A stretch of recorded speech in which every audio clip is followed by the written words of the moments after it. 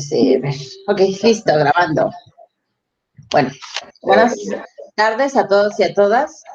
Bienvenidos y bienvenidas a la sexta sesión del Seminario de Innovación Abierta del Centro de Investigación y Tecnologías de la Información y Comportamiento Humano de la Escuela Superior de Ciencias y Tecnologías de la Información. Un gusto tenerles aquí en esta sexta sesión. Y bueno, como saben, vamos a tener dos exposiciones de los dos artículos que fueron enviados a todos ustedes para su lectura. Va a iniciar el doctor Hugo con la presentación, 20 minutos del primer artículo. Después sigo yo, 20 minutos, y después hacemos los comentarios, ¿sí? Pues muchas gracias. Adelante, Hugo. Ok, les voy a compartir mi pantalla para ir dando seguimiento a las diapositivas, ¿ok?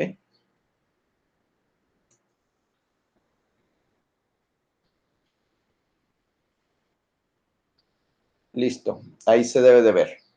Bueno, pues vamos a dar inicio a la sesión número 6 del seminario. Recuerden que la idea del proyecto es cumplir 10 sesiones en total y analizar un conjunto de artículos que son muy actuales.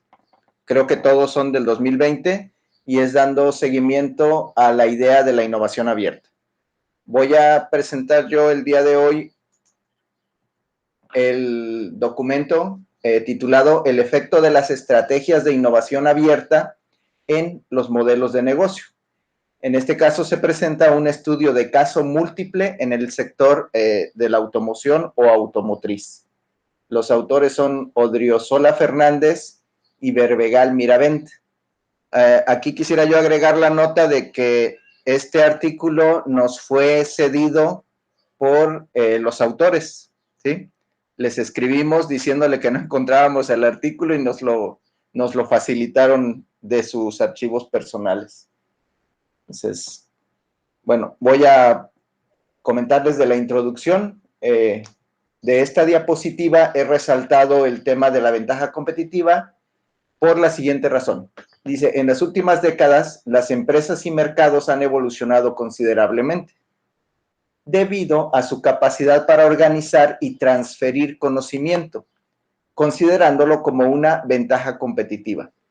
Entonces, lo resalté porque si bien se han considerado varias ventajas competitivas, esto de considerar la capacidad de organizar y transferir conocimiento es más reciente.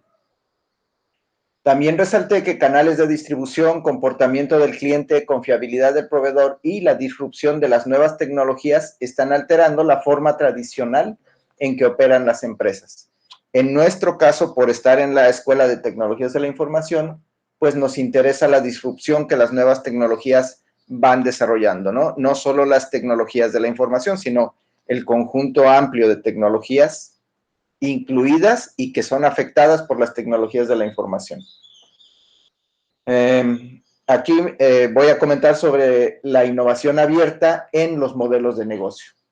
Y dicen los autores, a pesar de reconocer la importancia y el peso de las pymes en la sociedad actual, existen pocos estudios sobre la innovación abierta y la forma en que afectan a los modelos de negocio.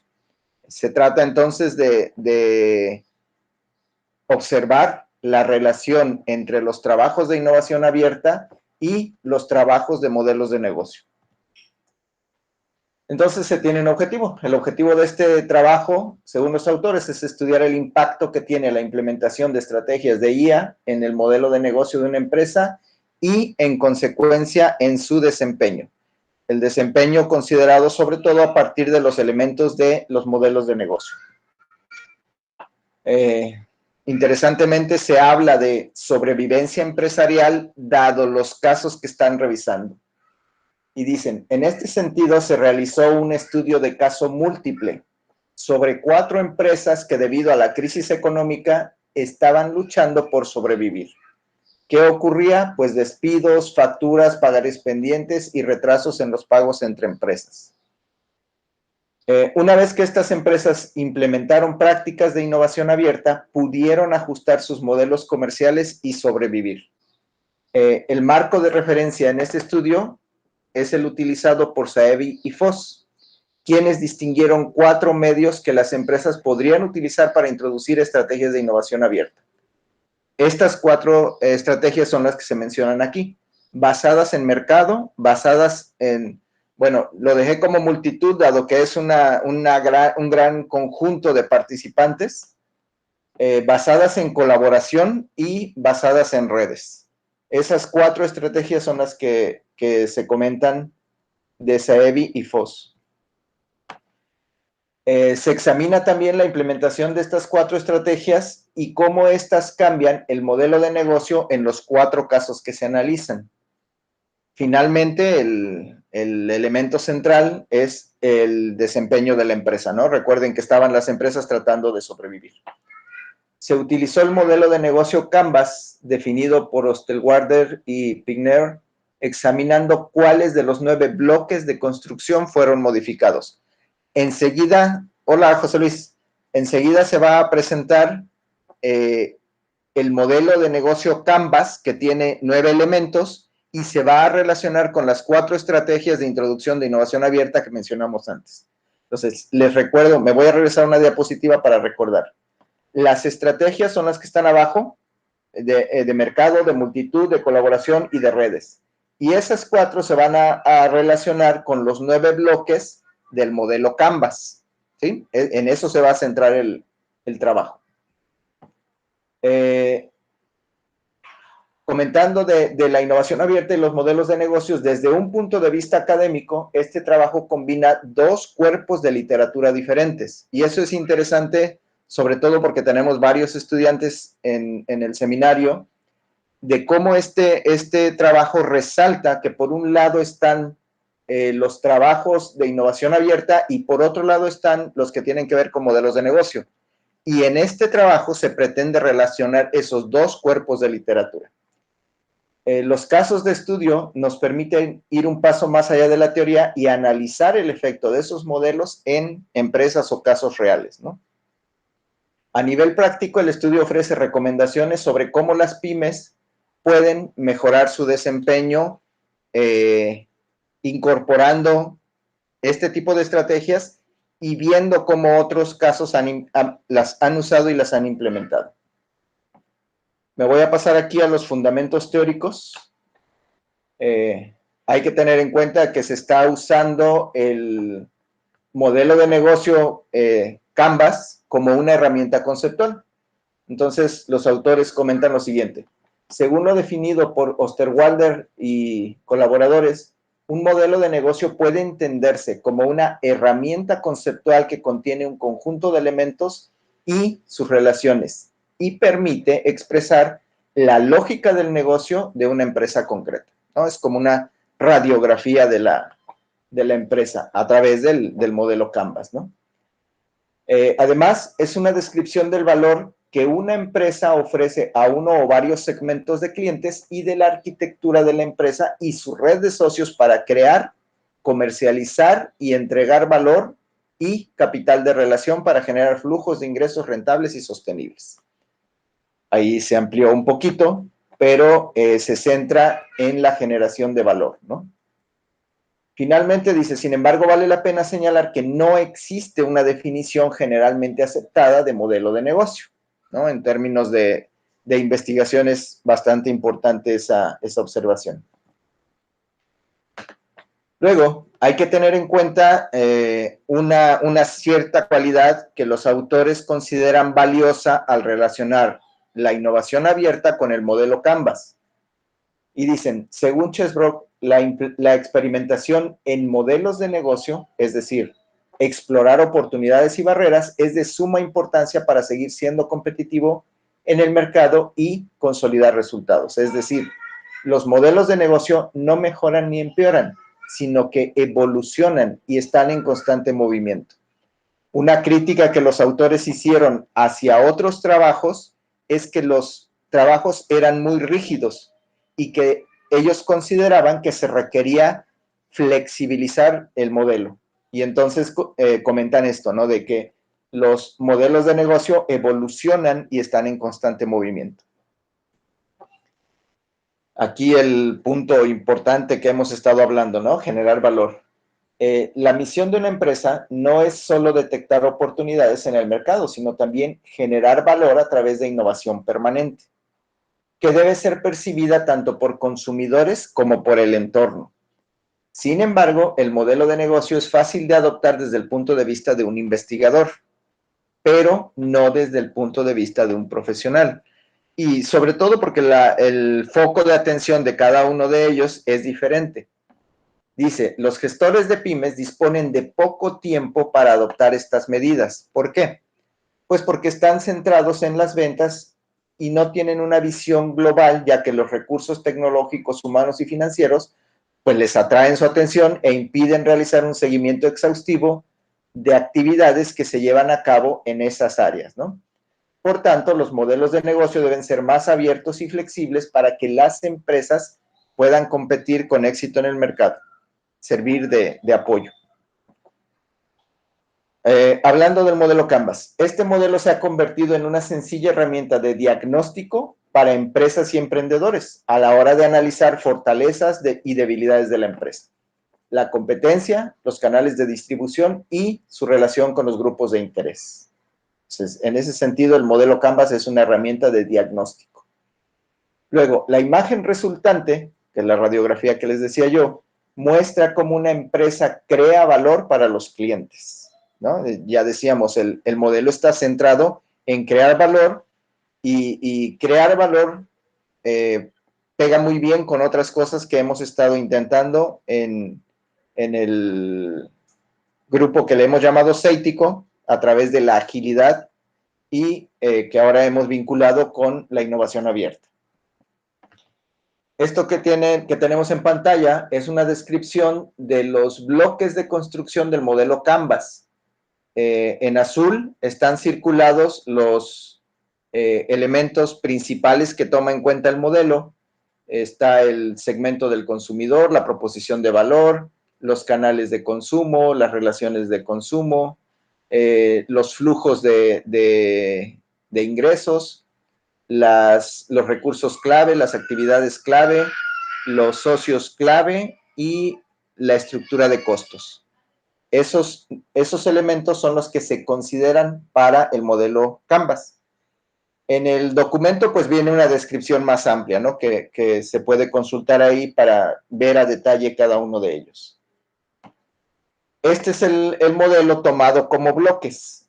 Circulé al centro con rojo lo que es la proposición de valor y está rodeada de los otros elementos que acabamos de comentar.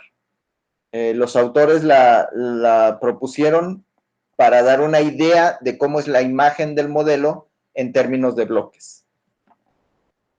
Me pareció importante recuperar esta frase que dice, este estudio es útil porque se basa en conceptos como alianza estratégica, colaboración, cooperación y networking, elementos necesarios para que surja la innovación abierta entre todas las partes involucradas. Nótese que está diciendo surja, no está diciendo que está impulsada específicamente, ¿sí?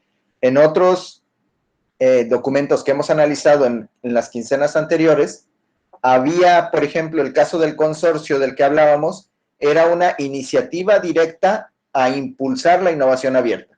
En este caso, los autores están enfatizando que se juntan elementos de modo que la innovación abierta sea un resultante de las condiciones generadas, ¿no?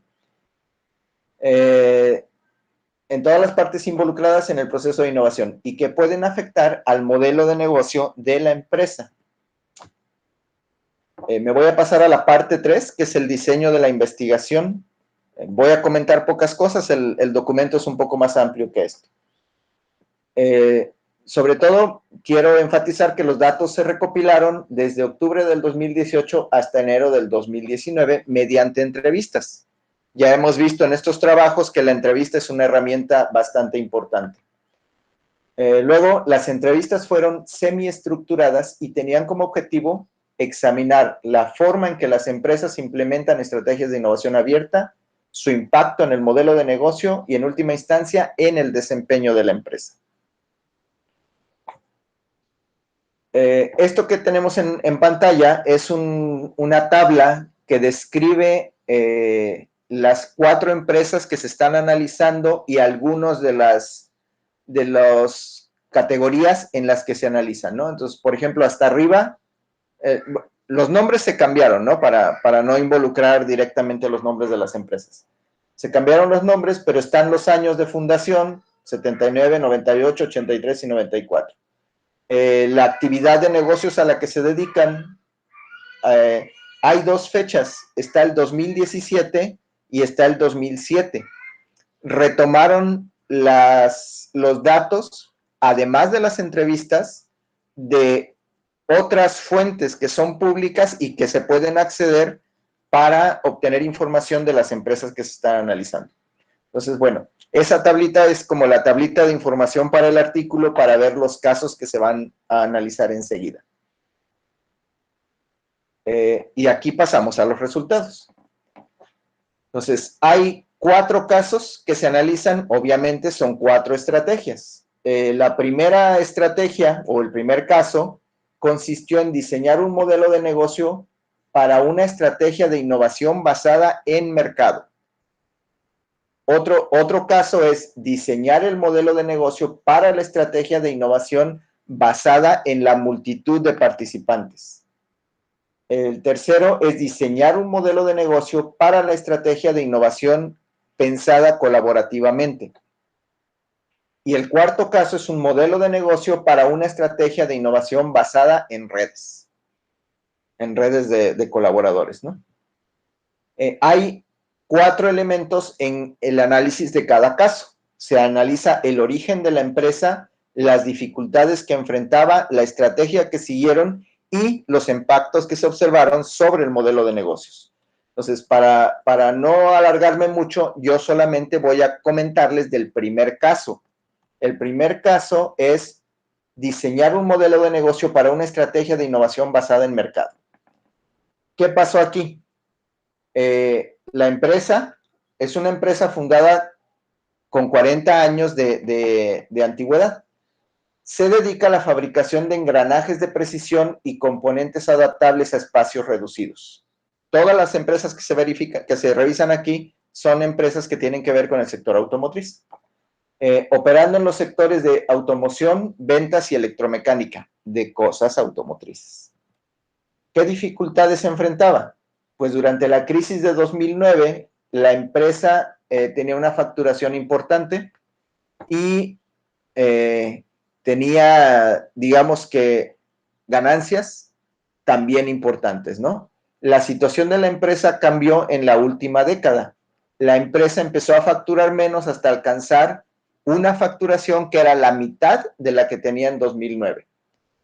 Pero, interesantemente, mantuvo la misma cantidad de beneficios al ganar la mitad de su facturación, pero conservando el mismo nivel de ganancia.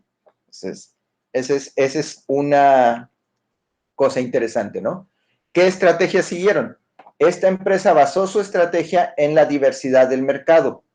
Colaboró con una red de socios que pertenecen a diferentes sectores como el electromecánico, el de ventas, el de automoción, el diferencial, el de conmutador y aire acondicionado, seguridad y hostelería.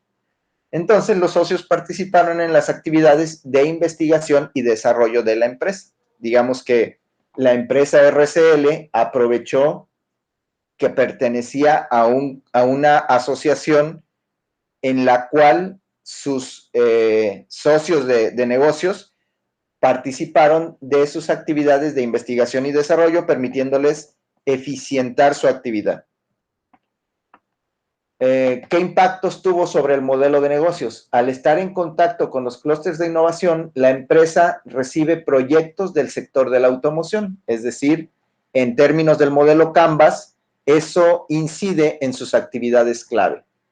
Luego, este clúster actúa como una plataforma de innovación abierta, donde varias empresas llevan a cabo proyectos conjuntos aportando recursos de la empresa, intelectuales, humanos y económicos, en beneficio del proyecto que desarrolla.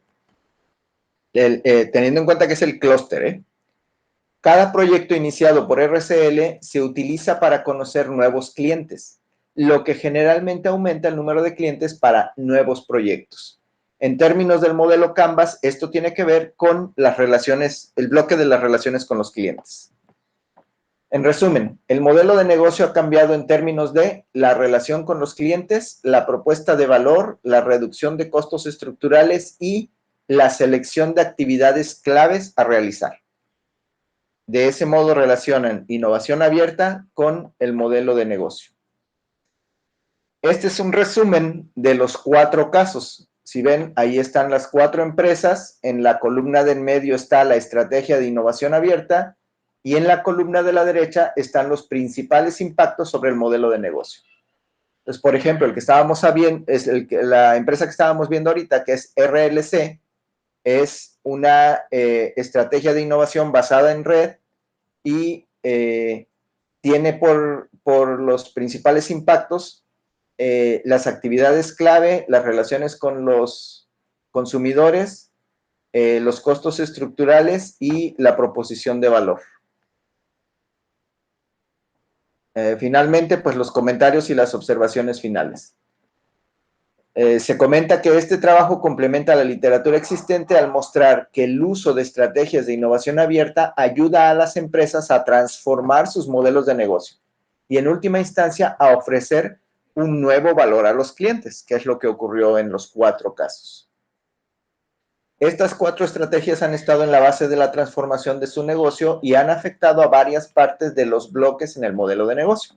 Por eso la ocurrencia de presentar el Canvas como un conjunto de bloques relacionados, permitiendo que las pymes se centren tanto en los segmentos clave que obtienen la mayor cantidad de ingresos como explotar sus activos estratégicos con el fin de ofrecer un producto que los clientes perciban con más o mayor beneficio.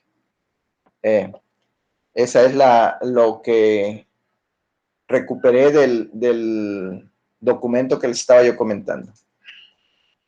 Le paso ahora la palabra a la maestra Inés para que nos comente del caso que ella estuvo trabajando, del documento que ella estuvo trabajando.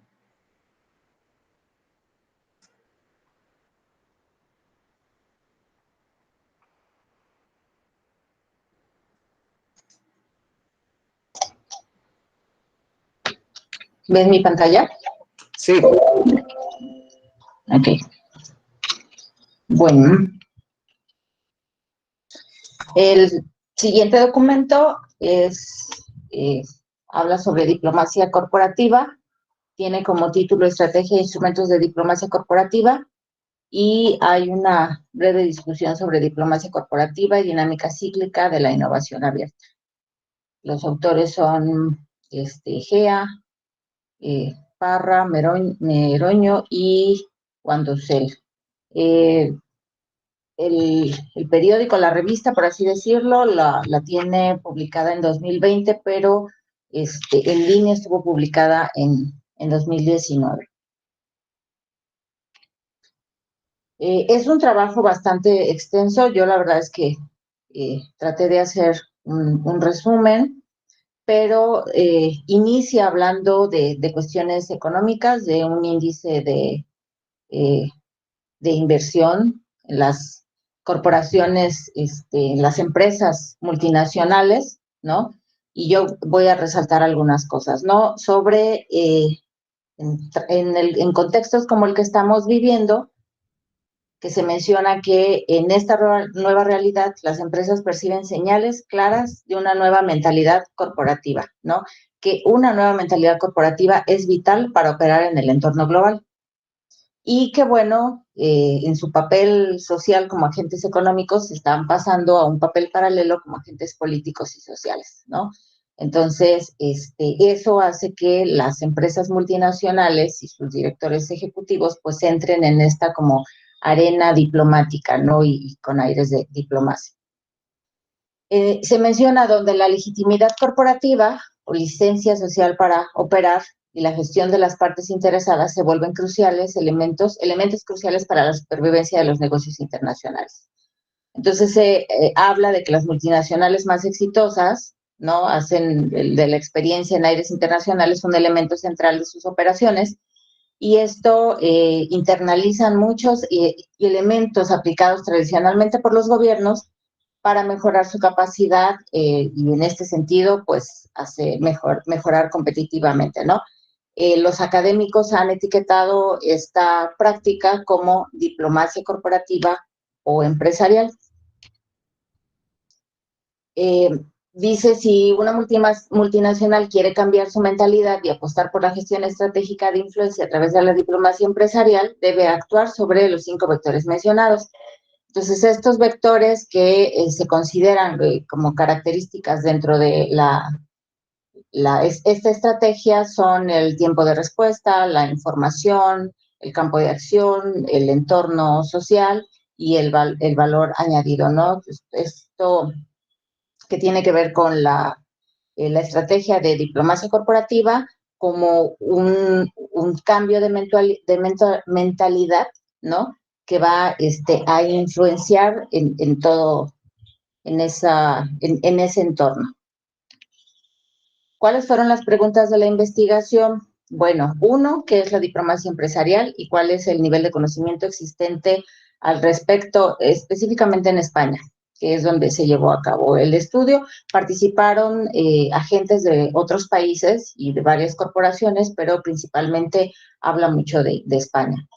La pregunta número 2, ¿qué instrumentos de diplomacia empresarial se pueden distinguir? Y la pregunta número 3, al convertirse en actores políticos sociales en el extranjero, ¿las empresas multinacionales están asumiendo el papel de Estado-nación? Y bueno, este artículo tiene como propósito resolver esas preguntas, ¿no? ¿Qué metodología se utilizó? Mencionando un poco que la diplomacia corporativa es una disciplina emergente en España, eligieron una técnica cualitativa aplicando focus group. Yo aquí resalto el que es, porque aquí hay chicos de mi clase y hemos hablado de diferentes técnicas incluso para trabajar empatía y análisis de targets y partes involucradas, y esta es una herramienta que se ha comentado, ¿no? Entonces, Focus Group es una herramienta metodológica para realizar una exploración de un área poco investigada. ¿Qué se realizan? Bueno, en este caso, entrevistas. Se llevaron a cabo entrevistas. Se eligió una muestra de encuestados para discutir temas elegidos como grupo. En este caso, aproximadamente se puede trabajar 1 o 2 horas. Un moderador centra la discusión en temas relevantes de una manera no directa. Ahí se me fue sin embargo. Pero aquí hay un detalle. Para este artículo, los autores contaron con la colaboración del Centro de Innovación e Inteligencia Colaborativa de Madrid y en una empresa en particular que permitió el uso de una plataforma que se llama Collaboratium. Entonces, todos los participantes de los 2 focos, que en este caso el grupo de trabajo número 1, se incluyeron corporativos, investigadores, promotores de la diplomacia, y en el grupo 2 se involucraron actores ejecutivos de la diplomacia corporativa. En este caso, esta plataforma pues permitió que estuvieran en distintos países, en espacios geográficos totalmente diferentes, y fue mucho más ligero para trabajar a través de esta plataforma.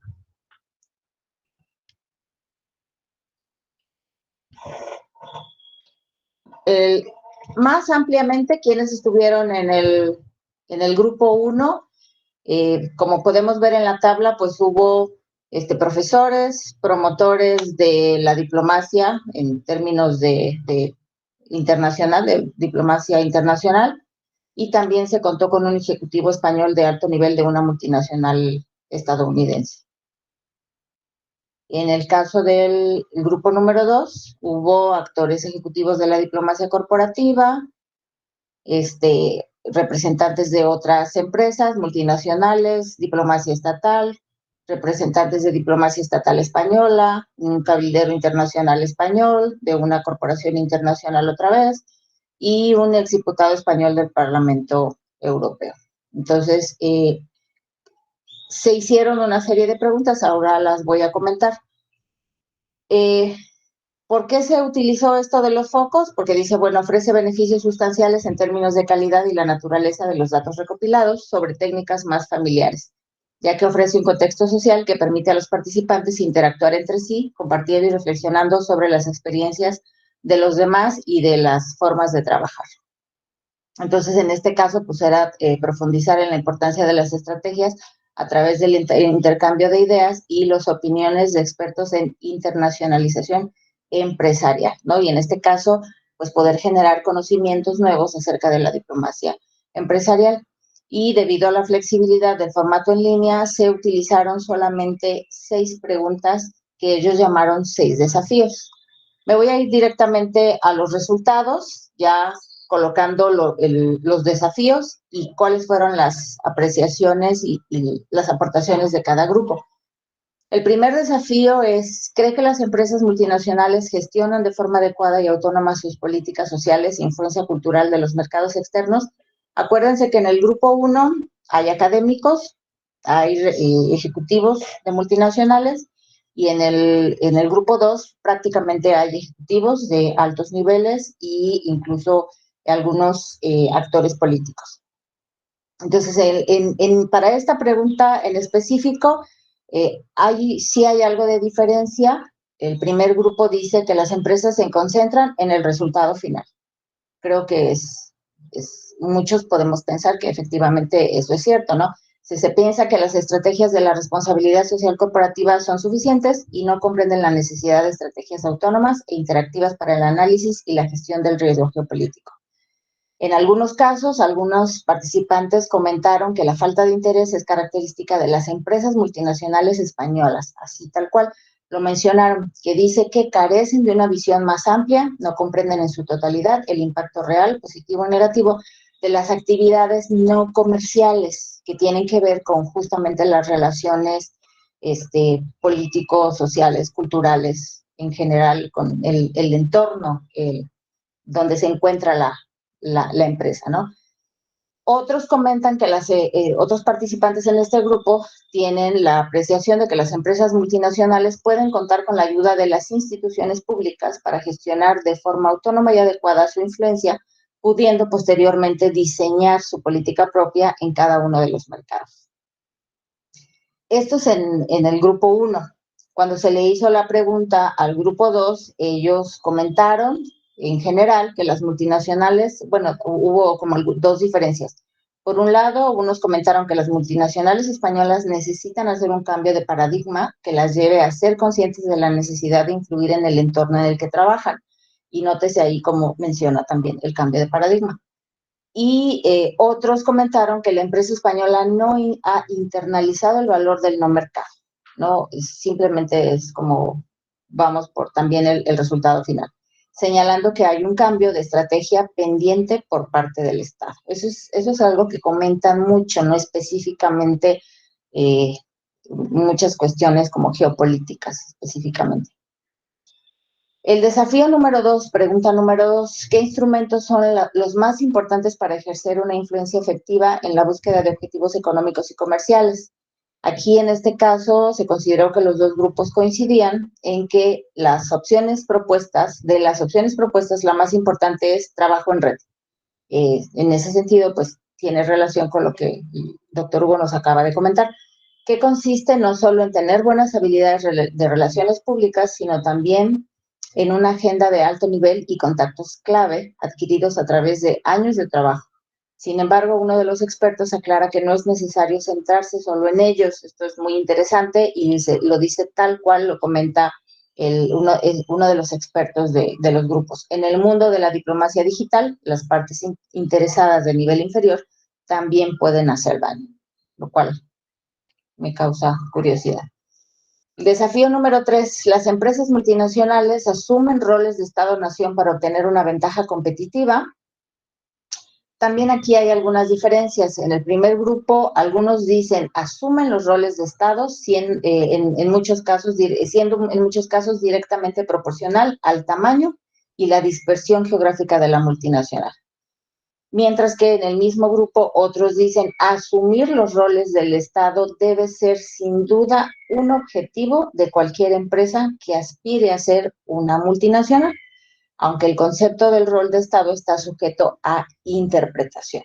Eso es lo que comentan ejecutivos de multinacionales y académicos. En el grupo 2, algunos dicen, en ningún caso el objetivo de la diplomacia empresarial debería ser ejercer un rol de Estado en el sentido de equiparar en términos de poder en el país de destino ni adoptar la identidad o funciones del Estado de origen. Y otros en el mismo grupo comentan, lo que sí buscan las multinacionales es generar reputación e influencia en las percepciones de las partes interesadas en el país anfitrión determinantes para el éxito de las empresas. Entonces aquí hay pues puntos de vista bastante diferentes. El desafío 4, la pregunta fue, para usted, ¿qué significa la diplomacia corporativa? Aunque ambos grupos distinguen la diplomacia corporativa como esas funciones de gestión consolidadas, como relaciones internacional, institucional, asuntos públicos, gubernamentales, etcétera, lo describen como una función que tiene como objetivo cubrir las demandas del no mercado, cuyas características deben estar presentes en cualquier planificación de una empresa, ¿no? Información, coaliciones, coherencia, incertidumbre y valores, ¿no? Independientemente de esto, hay una tabla que especifica más cuáles son los matices que hace cada grupo. En el caso del grupo 1, dice, de las 8 descripciones recopiladas, hasta 4 expertos sostienen que los objetivos de la diplomacia empresarial son brindar información a la empresa, ayudando a gestionar la incertidumbre causada por la presencia en los mercados exteriores, y el fomento de coaliciones con partes interesadas claves en el país anfitrión. Y en el grupo 2, la diferencia y los matices van de las 8 caracterizaciones de la diplomacia corporativa, que son más completas, porque abordan de manera más o menos similar todas las características que demanda el no mercado, abarcando información y, en el caso de 4 de ellos, relaciones y coaliciones, coherencia y valores, y la gestión de incertidumbre, que nada más comentan 3 de ellos. La pregunta número 5, ¿pueden las funciones y procedimientos de la diplomacia corporativa equiparar las variaciones diplomáticas del Estado-nación en las acciones externas de las multinacionales? En este caso, los dos grupos, el 69.3% argumentó que no son comparables, ¿no? Por lo tanto, uno de los expertos señala que ni los objetivos ni las herramientas son iguales, aunque en las respuestas hay igual algunos matices sobre 3 cosas: la complementariedad, los objetivos y los procedimientos en el contexto de la diplomacia corporativa. Finalmente, la pregunta número 6, ¿qué estructuras deberían crear las empresas para gestionar su capacidad de influencia y hacerlas eficaz sobre el terreno? Ambos grupos coinciden en que de las 5 alternativas propuestas, la mejor es contar con un departamento transversal que coordine las actividades de diplomacia corporativa, entre otras, e indicar como última opción la creación de un comité ejecutivo de diplomacia empresarial en el Consejo de Editores.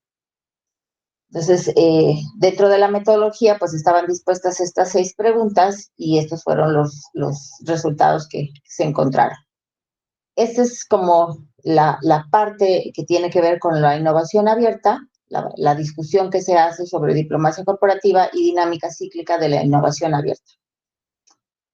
Dice, la diplomacia también se puede relacionar con el concepto de innovación abierta. El siguiente concepto es bastante interesante. Jung y colegas han ampliado el concepto de la innovación abierta al concebirla como un modelo económico donde la combinación de tecnología y mercado o sociedad contribuye a generar emprendimiento de dinámica cíclica. La dinámica de innovación abierta tendría 2 capas, según los autores. Microdinámica de innovación abierta, esto es innovación abierta, adaptación compleja, cambio evolutivo y dinámico, y macrodinámica de innovación abierta, perdón, es decir, innovación de mercado abierto, cerrado, dinámica de innovación abierta social. Y hago acá una observación en relación al mercado abierto cerrado. El sistema de innovación abierto cerrado, donde las grandes empresas básicamente eligen innovación cerrada, en este caso los departamentos de I+D internos, pero innovación abierta como fusiones y adquisiciones o asociación con algunas pymes. Entonces, dice, para relacionar la diplomacia empresarial con la dinámica cíclica empresarial de la innovación abierta, algunas cosas. Primero, es fundamental recordar que muchas empresas multinacionales están trascendiendo su papel de tradicionalmente económica para convertirse también en agentes políticos y sociales en los mercados exteriores, ¿no? Se reúnen con los gobiernos o políticos de alto nivel, entre otros grupos de interés, como interlocutores directos. Y en el ámbito de la innovación abierta, específicamente y en torno tecnológico, estos esfuerzos de cooperación pueden interpretarse como el uso de fuentes de conocimiento para acelerar la innovación interna, ¿no? Cosa que está, o que también ya hemos visto en diferentes apreciaciones del concepto de la innovación abierta. Mientras que en el ámbito de la diplomacia corporativa, la cooperación puede reconocer la voluntad de una multinacional de buscar soluciones en el exterior. Otro elemento que se plantea ahí para considerar es la cultura, como elemento común entre la diplomacia empresarial y la innovación abierta. Los académicos y profesionales han reconocido el creciente papel de las corporaciones como actores sociales y como actores no estatales en la promoción del entendimiento cultural. Para White, las empresas internacionalizadas llevan a cabo prácticas comerciales para promover la comprensión de valores nacionales a través de intercambios culturales y otros patrocinios. Y ahí se mencionan actividades como las empresas que invierten en países en cultura o en otras áreas, así como una variedad de otras actividades que contribuyen a la diplomacia pública de una nación. Al mismo tiempo, una perspectiva sobre la innovación abierta que valora fuera de la competencia y el know-how es crucial para la apertura y prácticas de innovación, porque la apertura del proceso de innovación comienza con una mentalidad. Otra vez, en relación al cambio de mindset, ¿no? Y finalmente dice, no es extraño entonces que autores como Karayanis y Campbell mencionan el concepto de diplomacia de innovación abierta, así, diplomacia de innovación abierta, o ID, que abarca el concepto y la práctica de la creación de puentes, distancia y otras brechas culturales, socioeconómicas, tecnológicas, etcétera, con enfoque e iniciativas específicas para conectar ideas y soluciones con mercados e inversores dispuestos a apreciarlas y nutrirlas en su máximo potencial. Hay muchísimo en este artículo en términos también de economía, pero sí es bastante extenso, entonces yo dejo pues para los comentarios ya, y sería todo de mi parte. Gracias.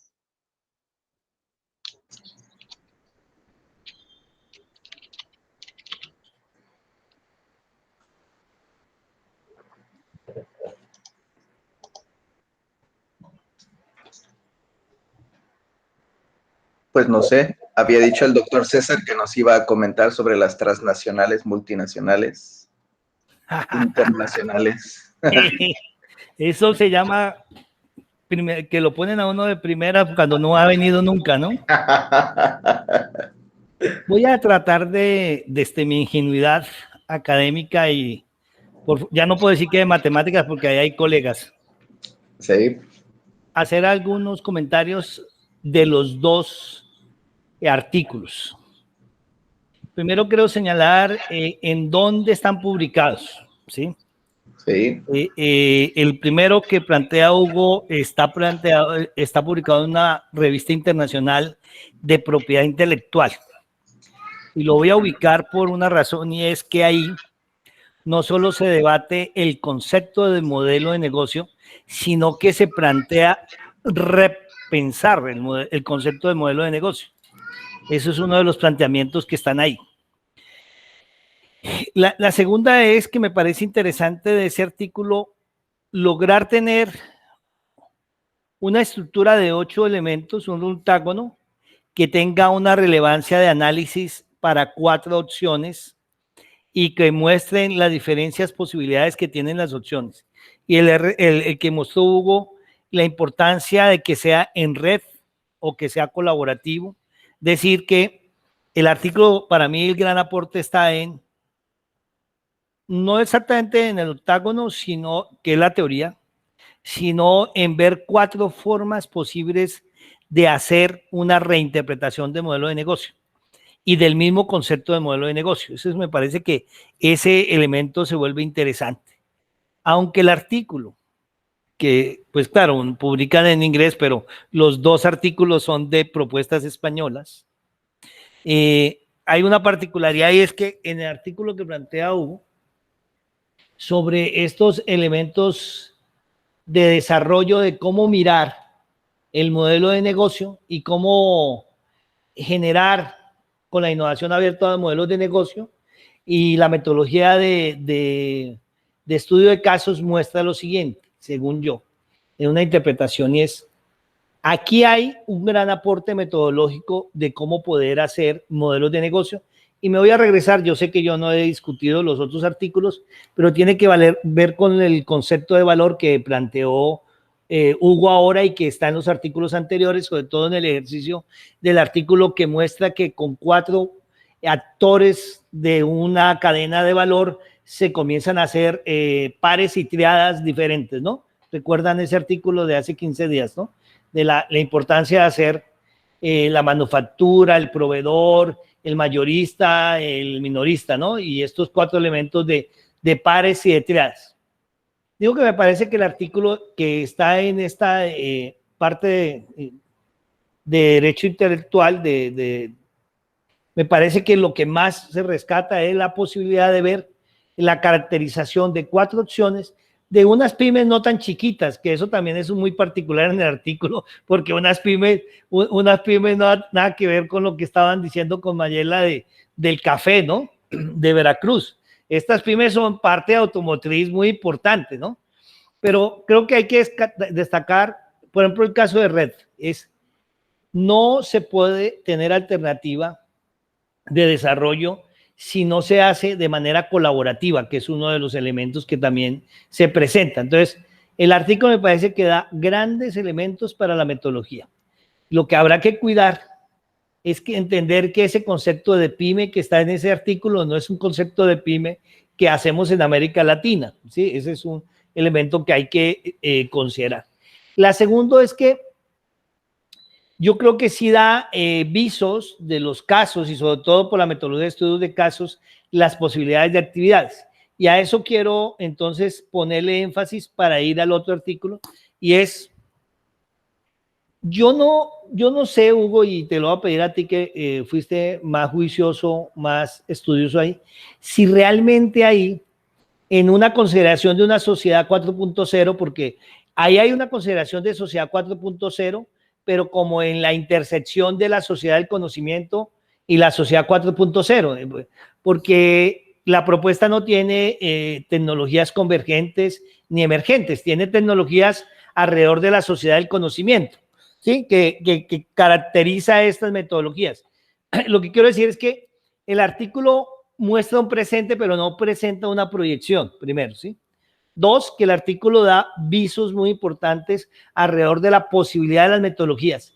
Pero tengo una pregunta, yo no vi claramente el papel de la tecnología ahí que fuera enfático. O sea, si yo le quito la tecnología, puede que tenga otros resultados, pero las metodologías no se me transforman mucho. Entonces te pregunto para continuar con mi intervención, ¿tú dónde ves la profundidad de la tecnología y del proceso abierto de la innovación para este caso? El punto de la tecnología siempre es un tanto difuso, ¿no? En el sentido de si es un medio, si es una herramienta o qué rol está jugando, ¿no? Pues en este caso creo que hablamos de varias tecnologías. Una de ellas es el campo en el que están insertas estas mini pymes, ¿no? Y habría que decirlo, o sea, bien lo resaltas. No eran tan minis. Lo hemos dicho en artículos anteriores, ¿no? Cuando hablan de pequeñas empresas y tienen cientos o decenas de miles de empleados, ¿no?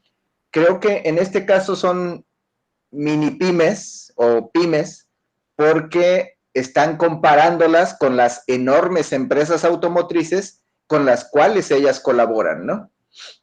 Entonces, por ejemplo, comparan a uno de los casos con Ford, en el entendido de que en España la empresa automotriz está en el primer lugar de empresas para los ingresos del país, ¿no? Entonces, dicen, bueno, es que esta compañía a Ford le provee de estas cositas, pero hablar de Ford es un monstruo, ¿no? Y bien, creo que, no sé si esté por aquí Ever, si pudiéramos hablar más adelante de la empresa Estado-Nación, porque creo que lo que resaltaba Inés da mucho. Yo voy a hablar de ese tema con respecto al otro. Bueno, vale. Ever sabe más que yo. Bueno, ahora sí.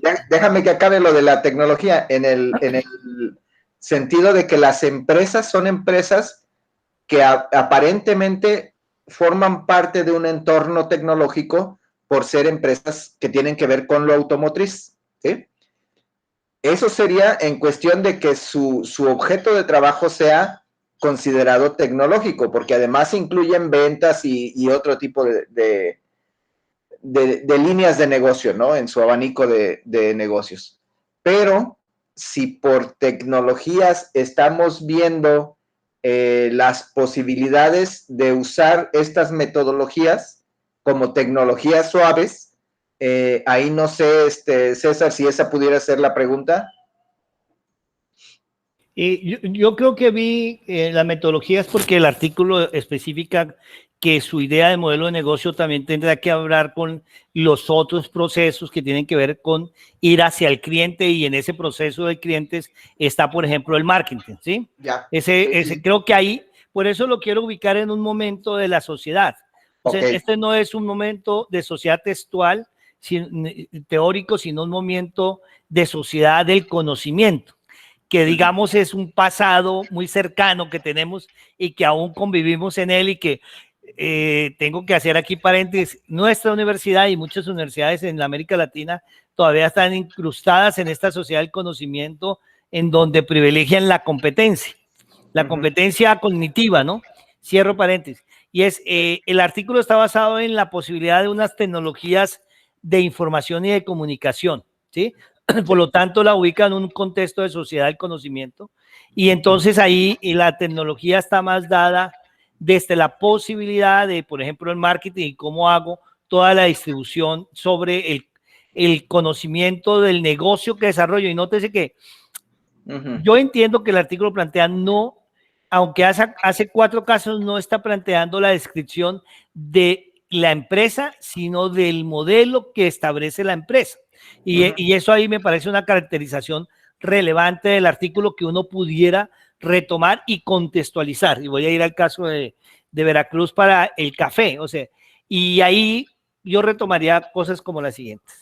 Y no sé, hablando de la tesis doctoral de Inés, creo que ahí uno puede ver es como el aporte de la innovación abierta a los actores y el manejo de los actores. El caso que tú expusiste, el planteamiento de la red está dado en que no todo lo puedo hacer, pero nodos de la red me pueden aportar a mí porque yo luego puedo aportar. Entonces, esa explicación que tú dabas de la investigación, que yo no la puedo hacer porque no tengo los elementos académicos, pero parte de la red sí, me lo daban y me lo alimentaban. Entonces, primer elemento, una ganancia de la posibilidad de ver la red como una opción de negocio a una pymes, con una mirada relativista, porque como tú lo explicas, es pyme comparando a la Boeing y a otras que ahorita vamos a ver en el otro artículo. Y el que puso estos artículos tiene algo intencionado ahí, porque muestra una supuesta pyme y después muestra las transnacionales, y como que hay ahí un elemento. La segunda, cuando vemos el caso de colaboración, ahí no son nodos y es una horizontalidad. Quiero graficar el artículo, ¿sí? Porque entonces, vea, mírese cómo otra vez regresando al de la red, uno le aporta investigación, pero inmediatamente en el modelo no tiene una ganancia, pero la va a tener posterior, porque el desarrollo de investigación que le aporta al otro nodo, que es comercializador, y el otro que es ensamblador, va a tener una ganancia que puede hacer el elemento de valor que vimos en el artículo anterior de los 4 niveles, o 4 actores de la cadena de valor, ¿sí? Pero no estar enredando la vaina. Y ahora en la colaboración, la cosa no es de nodos, sino de la horizontalidad donde casi todos vamos por el mismo espacio como apoyándole uno al otro, ¿no? Y comienzan a verse en unas actividades claves con relación a cada una de las formas. Bueno, eso me quedo con ese cuadro que tú presentas en el sentido metodológico y las opciones que le dan a contrarrestar las dificultades. Aunque ellos cuenten que estaban en la crisis del 2008, que eso es para el 2009, una crisis económica bastante grave, que ahora es una minidad a la que vamos a tener ahora, porque ahora nos ha costado mucho más muertos, Claro. es cómo dar alternativa en quitar la visión individual y en proporcionar colectividades de nodos sin dirección, horizontales, o una entrega de las otras dos que hay en planteamiento. Me parece que eso rescata. Lo abierto de la innovación abierta, ahí, yo la veo un poco como la forma de correlacionarse. Lo que no veo es la agilidad que le gusta a Inés, ahí yo no lo vi en ese artículo, en la rapidez, ahí yo no veo la agilidad planteada ahí como estructura, como instrumento, ¿no? Eso lo quiero mostrar. Y la idea de esa innovación abierta está dada, yo creo, en la interacción de los actores y la forma de interactuar. Adelante, Hugo, que ibas a comentar algo. Sí, creo que eso vale la pena comentarlo porque lo hemos estado fraguando, como se dice, con Inés, ¿no? O sea, todavía no está consolidado, pero hemos platicado cómo vinculamos la agilidad con el marco de la innovación abierta, ¿no? Hasta ahora, lo que hemos visto y hemos avanzado es que la innovación abierta bien tiene que ver con la explicación de cómo abres el núcleo, el búnker de la generación de investigación y desarrollo de una empresa y colaboras con otros búnkers de otras empresas, ¿no? Y las condiciones bajo las cuales lo haces. Pero, decíamos con Inés, a la hora de meter manos al trabajo, de sacar los proyectos, esa organización de equipos se hace de modo ágil. Bueno, se puede hacer de modo ágil, ¿no? Y entonces, mientras la innovación abierta sería un marco conceptual para hablar del intercambio de conocimientos entre empresas, la agilidad nos permitiría hablar del trabajo desarrollado por equipos para sacar adelante o consolidar proyectos, ¿no? Entonces, son como dos niveles y uno de los objetivos que nos hemos propuesto es cómo vinculamos esos dos niveles. Por eso ahorita en este documento yo resaltaba que los autores se propusieron vincular dos marcos de literatura, ¿no? El de innovación abierta con el de los modelos de negocio. Modelo de negocio. Sí. Entonces, nosotros nos quisiéramos proponer el vincular el marco de la innovación abierta con el de la agilidad, ¿no? De los marcos de trabajo ágiles. Es una idea que hemos estado comentando y parte del seminario pudiera dar pie para tener los elementos para vincularlo efectivamente, ¿no? Qué bueno que lo resaltas, César, porque pues si quieren compartir la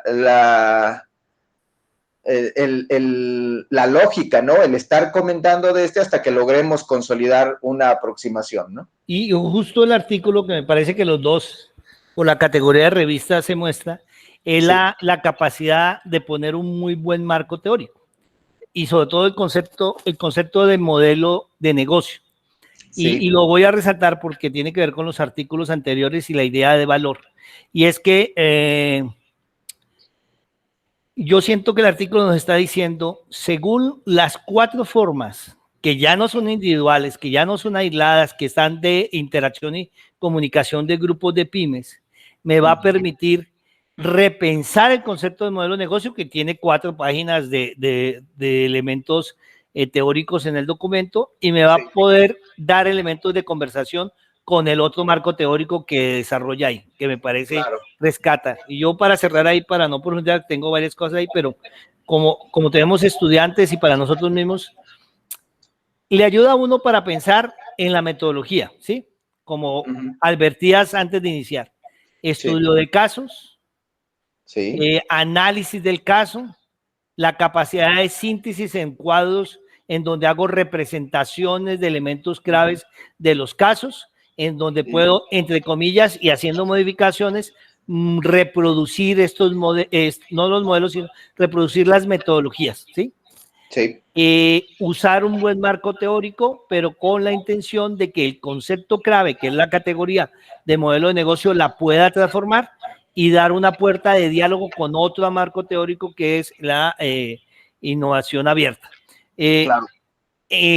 Yo a lo mejor no lo interpreté bien, pero esa es una intencionalidad también, como la de ustedes o ahora la de nosotros, pero no queda concluyente tampoco. Ahí que, ¿cómo queda modelo de negocio y innovación abierta? No queda concluyente.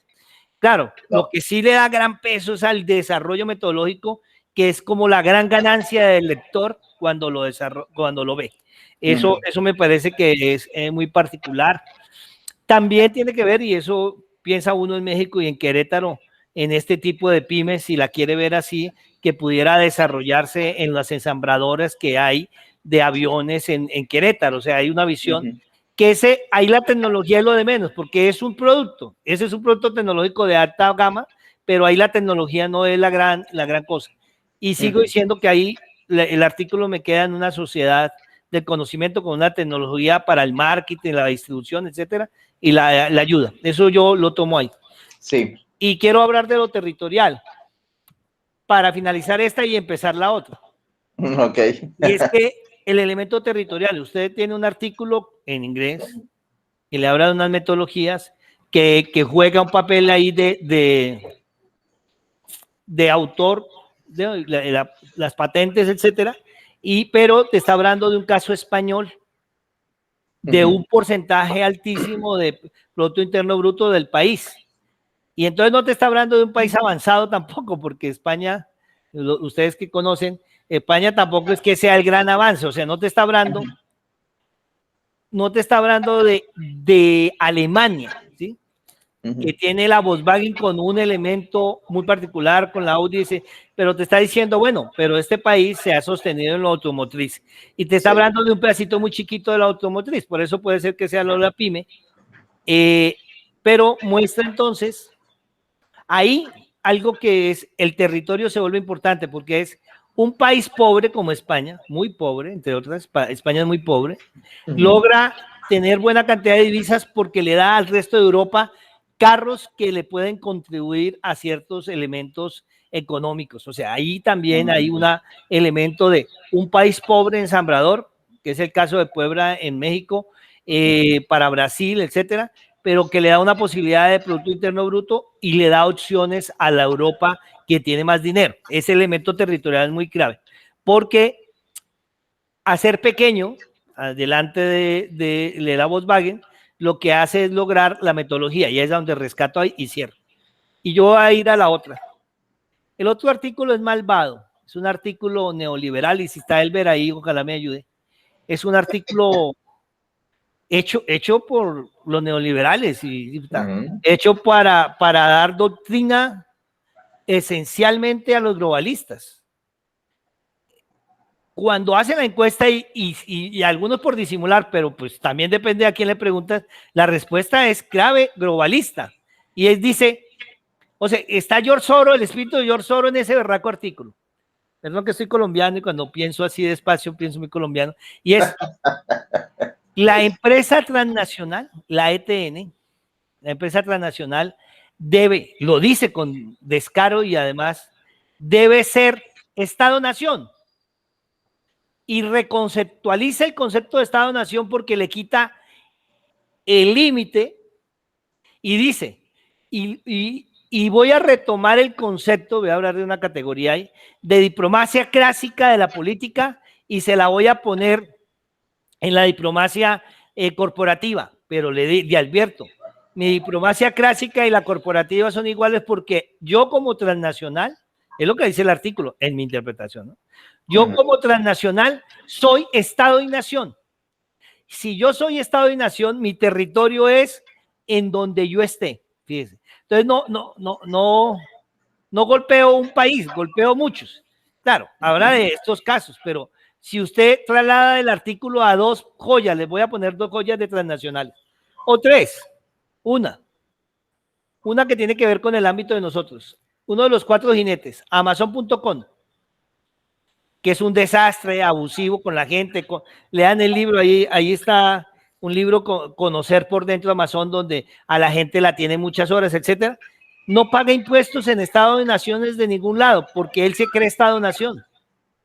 O sea, no es que yo debo pagar impuestos, porque en ningún lado Amazon.com paga impuestos. Es el mismo, no es el caso de Google, que paga en el sur de Estados Unidos tener su corporativo y que tiene que ver con Donald Trump y la forma de traer todo esto a Texas ahora. Y es, bueno, primero preocupante del artículo, es globalista, de ahí no le sacamos nada, por lo menos los que estamos en el grupo Amusgo, me rechazo a tomar algo de ese artículo en esa visión de empresa transnacional. Dos,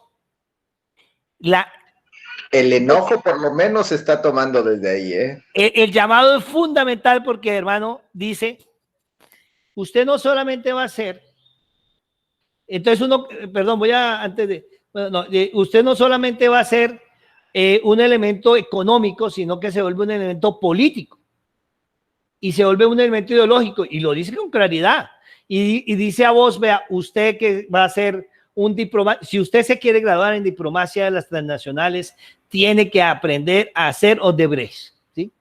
Tienes que ser Odebrecht y tiene que romper. Entonces, Odebrecht es la encarnación de este artículo. Quita el Estado-Nación, le da el dinero para la corrupción de alto tamaño, no la del tránsito de la Ciudad de México o de Acapulco de 20 pesos, sino el gran dinero de Odebrecht a América Latina, construye como quiere, y además dice, si usted va a hacer diplomacia, tiene que hacer cosas, y pone ejemplos de Argentina. Ahora los Fernández quitaron, usted tiene un error, joven. Si usted como empresa no alcanza a visorar que le van a nacionalizar la empresa, está equivocado haciendo diplomacia económica de transnacional. Y ahí pone ejemplos por ejemplo, el ejemplo de la gasolinera, la Exxon y la gasolinera de Española. Y la pone porque ellos sí hicieron una visión y se salieron antes de Venezuela, por ejemplo, antes de que le nacionalizaran. Entonces, ahí está diciendo, yo casi leo el perfil, usted sí va a ser diplomático, y si usted como empresa transnacional, la diplomacia corporativa es importante, tómela de la política, usted haga política y busque otra vez el último elemento del anterior, el territorio. El territorio suyo es Estado-nación, pero del globo, global. Eso es una cosa de artículo malvado, el artículo nada que ver con los de la paz, o sea, es bastante arrasador. Bueno, pero hay unas características que quiero plantear, que mostró la maestra Zambrano. Uno, el concepto y la categoría viene de una categoría anterior, que es la política. Dos, la pone en el mundo de las transnacionales, como su territorio es global, la pone entonces con economía, política, sociedad. Y tres, los elementos sociales de muerte, estos apoyos a lo ambiental, los apoyos a la salud, eso es una cosa de muerte escandalosa, a las enfermedades. Y voy a poner ejemplos. Las empresas transnacionales como la Golf, Canadá Golf, que la tenemos en Guerrero, que tiene que ver con los 43, entre otros, y lo puedo mostrar. Demostrar no, pero mostrar sí. La Media Luna, que comienza a hacer exploración al cielo, son transnacionales, y luego le regala unos escritorios y algunas cositas a la comunidad que ha desplazado, que le está quitando el agua, porque es un tema que habla ahí de la biodiversidad y lo ambiental, y le está diciendo, usted buen diplomático, mire, usted quite la idea de Estado-Nación y usted va a ser Estado-Nación, que es una cosa bastante grave. Dos, usted da vidas sociales, mire lo del agua, mire lo ambiental, porque usted debe sostener socialmente, evitar que se desarrolle, ¿no? Por ejemplo, DARS está no está en Estados Unidos, está en Tijuana y está en Estado de México. Entonces ellos lo que hacen es formación de profesores a cierta cantidad de kilómetros a la redonda, pero ellos son los creadores de los vasos desechables, los unicel y estas cosas, contaminantes a grandes escalas. Le voy a presentar el mayor caso, que no lo dice ahí, pero es como decir, usted haga innovación abierta al estilo Monsantos. Monsantos, que ha sido el que nos tiene con hambre y que ha asesinado la naturaleza. Y Monsanto después hace una gran campaña con fundaciones, que también ahí rescata su dinero de los impuestos, con la gente que se ha muerto por todos los elementos de Monsanto. Esa diplomacia que está ahí es una diplomacia de George Soros de guerra, una diplomacia que muestra que la tecnología puede usarse para la paz o se puede usar para la muerte. Y ese es un artículo de muerte, donde dice de entrada, una transnacional debe quitar la idea de Estado y Nación. ¿Cómo lo oculta? Pues con 6 preguntas y da de los resultados. ¿Sí? Dice ahí que un grupito dice, no, pues usted no debería ser Estado-Nación. Bueno, usted no es Estado-Nación, pero compre el Estado-Nación, ¿sí? Que es el caso de Odebrecht.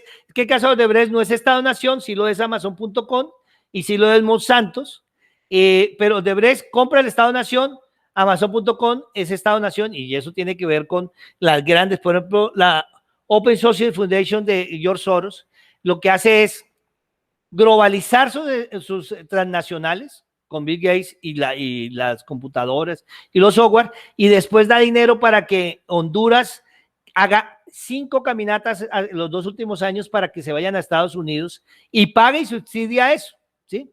¿Por qué? Porque ellos quieren romper las fronteras del Estado-Nación. Ahí quiero mostrar varias cosas para finalizar. 1, no todo lo que leemos es muy bueno para lo que estamos haciendo, primero. Yo tengo claro que la selección no la estamos haciendo nosotros, que aquí nosotros estamos haciendo un experimento de que seleccionen otros, que aquí leemos para unas intenciones, pero que también tenemos que tener crítica y que allá a lo mejor no usa para eso. 2, que la diplomacia transnacional tiene el mismo problema de la diplomacia política y está usando todas estas reglas, ¿no? Usted haga lobby, usted pague lo que tenga que pagar, usted desarrolle lo que sea necesario, pero ubique a su transnacional en lo que desarrolle y haga dívadas por lo que está usted asesinando la naturaleza y los espacios.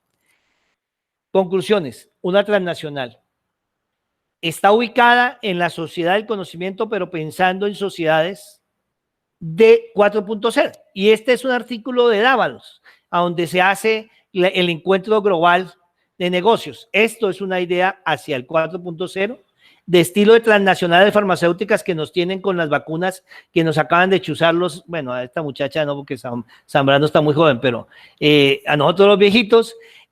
¿Por qué? Porque el negocio es claro. Yo no digo que se la inventaron o no, pero ya salió y el negocio va a ser por muchos años, cada año, vacunas que los países tienen que comprar. ¿Sí? Hay fundaciones, Bill Gates tiene fundaciones, Rockefeller es el mejor ejemplo de las fundaciones de las transnacionales, pero si la palabra tiene palabra empresa transnacional, es una empresa que está asesinando el planeta, así de sencillo. Y aquí el artículo te entrena para hacerle diplomacia a esos asesinos transnacionales, ¿sí? La otra es, yo no veo el papel mucho de la tecnología, sí juega el papel del marketing, de las tecnologías de información y comunicación, y hay una buena parte del artículo que Zambrano decía de la relevancia de hacer diplomacia digital, que eso ahí tiene una particularidad que tiene que ver con las redes sociales, con el mensaje, con la masificación, con la mayor transnacional que uno debería odiar en la vida, y lamentablemente no puedo dejar esa Coca-Cola, es todo el rompimiento del agua, ¿sí? O el proceso del fracking, porque es todo el manejo, y todos sabemos que Coca-Cola patrocinó con Fanta, porque no pudieron hacer Coca-Cola en la Alemania nazi, hicieron la Fanta porque había mucha naranja allá, y lo que hace es la SS obligar a tomar Fanta, y construye todo eso, una transnacional que estaba en Estados Unidos, que estaba contra los nazis, pero vendía, ¿no? Ese es el mejor ejemplo de la diplomacia de las transnacionales. Creo que voy a usar el concepto de la diplomacia para hablar de la diplomacia de las comunidades. Es relevante generar diplomacia entre iguales, contra esos monstruos. Y a eso súmele no solamente Amazon.com, súmele el Face, que tampoco paga impuestos en nuestros países, súmele Apple, súmele Twitter, que es menor, porque tenemos una visión de economía y de política muy grande alrededor de lo digital, y ahí sí creo que está ubicado en la sociedad 4.0, en tecnologías convergentes, ADN, tiene que ver con la vacuna, en tecnologías convergentes de realidad virtual, bueno, esa es emergente, tecnologías convergentes y tecnologías emergentes. Para finalizar, el artículo, como buen artículo de globalizadores, tiene una cantidad de referencias y de marco teórico sólido, que si usted lo lee sin una capacidad política, se vuelve diplomático de transnacionales. Que eso es un revuelto como abogado, entre abogado y matemático, malvado. Eso es más o menos un diplomático de una transnacional. A mí me preocupa no pasa en este grupo, es que uno lo agarrara desprevenido ese artículo y hiciera diplomacia. Mire, Mayerla, que ahorita abrió ahí, que la estoy viendo ahí con ese suéter bonito, ese color precioso y esa blusa. Ella que tiene que estar en el café, le muestro la transnacional que tiene una diplomacia inmensa y que es una cosa horrible y que además la gente la usa como un caché social que tiene que ver con el Starbucks. Starbucks es una cosa que se abre 4 Starbucks diarios antes de la pandemia. Dice que le compra el café a los campesinos, a los agricultores, pero se lo roba. Y ellos no hacen el pago suficiente y usted va a pagar 60, 70, 80 pesos, un café mal hecho, con un café de mala calidad, etcétera, con una falta de respeto, pero hace una fundación y hace todo el marketing digital posible y una diplomacia no solamente con las comunidades, sino quien lo compra. Entonces, usted compra una Mac, compra Apple y se va y se sienta en un Starbucks y cambia de estatus. Y si matan 57 estudiantes o jóvenes en Colombia, eso no me importa porque yo tengo un vaso de Starbucks, tengo tarjeta de Starbucks y un Apple. Eso es una transnacional asesina. Y eso es lo que ha hecho parte de la guerra. Y lo quiero terminar diciendo. El concepto es clarito. Si ellos quieren ser Estado-nación, nos lo dijeron con claridad. No nos interesan los países, no nos interesan los impuestos, no nos interesa su territorio. Yo cuando saque todos los recursos naturales, me voy. Es caso de la ESO, caso de todas las transnacionales. Pero esta Monsantos, que tiene que ver con abogados de esta universidad, que dicen hacer tesis doctorales incluso, de respetar el derecho moral de la Monsantos. Ahí tengo una tesis, no lo olvidaré. Bueno, el artículo está bien sustentado, tiene una metodología, tiene un buen trabajo, pero es ideológicamente peligroso para este grupo, ¿sí? El uso de la innovación abierta, yo no lo vi claro, si ustedes lo ven ahí, pero lo cierto es que si lo ven, mejor veámoslo cómo es que están haciendo estos pícaros el uso de la innovación abierta, porque no todo concepto está usado política e ideológicamente igual. Y perdón que me extendé, pero es que las transnacionales nos han asesinado en América Latina tanto que le voy a presentar la última transnacional. Se llama España y lo que nos robaron y nos saquearon más de 500 años. Entonces, ojo con esos artículos. Claro, los vamos a usar aquí para cascarle a los artículos, para golpearlos, pero no es la formación que vamos a tener en este seminario cuando estamos trabajando con los amuzgos, rescatando la tradición de hace más de 500 años. O para Mayela allá en Veracruz, tratando de hacer todo un proceso bonito de una pymes orgánica, un café bien cuidado, bien hermoso, bien empaquetado, bien bonito, bien mexicano, no pudiéramos hacerlo de una transnacional. Eso está negado ahí. Pero regreso y dejo ahí un tema, un concepto que me parece maravilloso, que yo no sé si Mayela lo usan, pero que sí lo usan en Puebla. Las cooperativas y la relación con las mujeres. Yo creo que ahí sí deberíamos hacer innovación abierta para fortalecer esa relación de lo local hacia lo global y no de lo global a golpear lo local. Perdón por extenderme, pero es que tenía que hablar mal de este artículo. No, muy bien, perfectamente hablado. Coincidimos en la forma crítica, en la recuperación metodológica y en la comparación de los marcos teóricos, ¿no? Es decir, el seminario es un seminario que se ha propuesto crítico y amigable con la comunidad amuzga, ¿no? Por ahí empezamos la otra vez. Lo crítico no va a impedir que revisemos los artículos peligrosos, pero con criba, ¿no? De modo que recuperemos si es que hay algo recuperable o, como dices, casquemos el tema, ¿no? Suficientemente como para desechar lo que sea necesario desechar. Creo que en principio el seminario se ha planteado así, crítico, y pues qué bueno que César es un elemento notable del seminario. Así es, si me permiten. Pero porque fue el primero que vacunaron, por la edad, claro, ¿verdad? Así es, por viejo, César, es por viejo. Adelante, José Luis. Es un gusto estar de nueva cuenta aquí. Ofrezco disculpas. La vez pasada no pude estar con César reciente que nos conocemos, gracias también al doctor Dante que ahí han trabajado algunas ideas. Espero que se concreten posteriormente, habrá oportunidad seguro.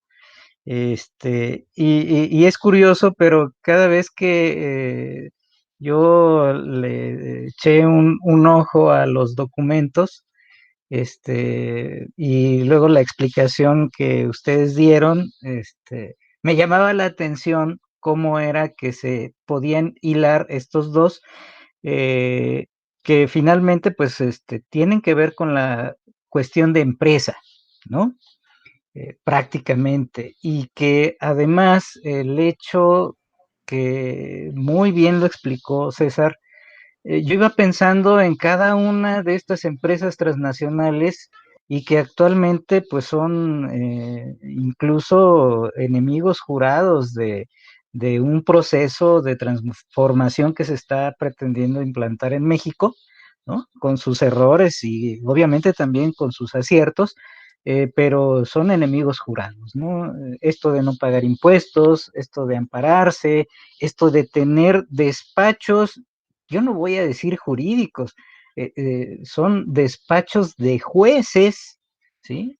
De quienes se supone deben impartir justicia para contrarrestar todas las posibles modificaciones a una situación que nos han dejado desde hace algún tiempo, ¿no? Y que tiene que ver con esto que es la globalización, que es el neoliberalismo, y era sorprendente, creo que no se puede decir mejor, es la declaración de principios de lo que es la globalización en toda, fuera máscaras, vamos a decirlo así, ¿no? En todo su esplendor. Olvídate de los gobiernos, si no los tienes, cómpralos, y si no se dejan comprar, dales un golpe de estado. Estaba yo pensando en Elon Musk, en lo que pasó en Bolivia, ¿no? Que uno diría, pero ¿qué tiene que ver este casi casi santo que ha promovido la cuestión de la ecología y los vehículos eléctricos, etcétera? Pero pues se aventó su declaración de que pues él apoyaba el golpe de Estado si eso le permitía obtener los recursos para producir lo que vende, ¿no? Entonces, palabras más, palabras menos, pero sí era algo que me llamaba la atención y que cada vez que yo en la explicación que dio Inés, me pareció también así muy detallada, cada vez que escuchaba pues me refrendaba más esa idea. Así que creo que está muy bien disertado también por César. Y como dicen ustedes, Hugo, Inés y todos los que están en este seminario, ¿no? De lo que se trata aquí es de escudriñar, de analizar, y siempre con un sentido crítico y efectivamente, si hay algo que tiene que ver con la innovación abierta y esta colaboración, es precisamente que también aquellos que están del lado neoliberal y globalista, pues tienen sus marcos teóricos muy bien estructurados y tienen sus términos y sus concepciones de cómo debe funcionar esto, ¿no? Y entonces la innovación abierta es no en el sentido abierto a todo el mundo, sino en el sentido de que esta innovación sea abierta para estos clústeres, ¿no? Así que yo nomás quiero comentar eso y agradecer pues las tres exposiciones maravillosas que hicieron Hugo, Inés y César. Muchas gracias, José Luis. No sé si alguien más quiera tomar la palabra.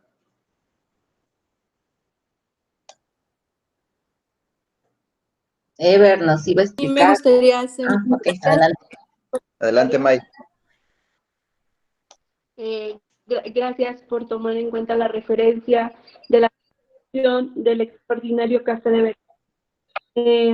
César, efectivamente, como tú lo comentas, nosotros no solamente estamos en la lucha de hacer un proceso de transformación completamente diferenciado, con una calidad y sobre todo resaltando las características de lo que nos da nuestra región y el clima que acá nos toca y que nos corresponde para la vocación de esta región, que es la producción de café, sino que esos productores a los que nos referimos, que hacen el trabajo, no los tenemos agrupados como una cooperativa, sino verdaderamente como empresarios, porque son dueños completamente de su producción, de sus procesos, y tienen al alcance toda la transferencia de tecnología, asesoría técnica y empresarial por parte de nosotros, que somos los que los agrupamos, pero como una verdadera empresa.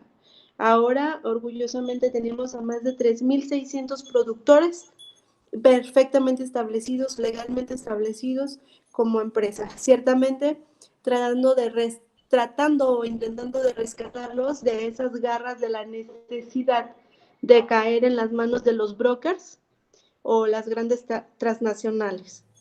Entonces, yo creo que ya más adelante tendremos la oportunidad de ahondar en todo lo que estamos haciendo en este tema y en la estructura desarrollada con ellos para empoderarlos de su cadena de valor, de su producto y hacerlos sentir que son empresarios o son emprendedores, no son simples productores. Muy interesante todas las aportaciones, tomé todas mis notas y muchas gracias, Hugo, por la invitación. Gracias a ti, May. May, después manda una foto de qué es lo que usted escribe de lo que decimos.